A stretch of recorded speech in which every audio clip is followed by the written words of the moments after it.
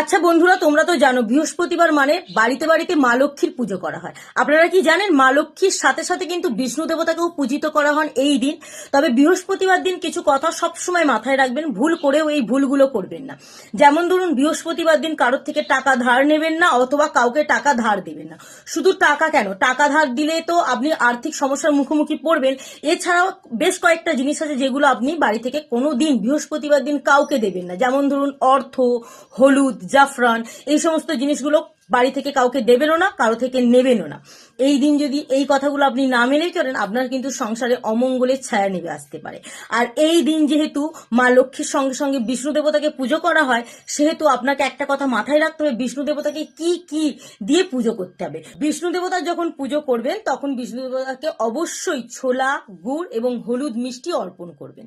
তো চলুন, আজকে বৃহস্পতিবার ভিডিওটি কেমন লাগলো কমেন্টে জানাবেন, আর ভিডিওটি ভালো লাগলে অবশ্যই একটা শেয়ার দিয়ে যাবেন।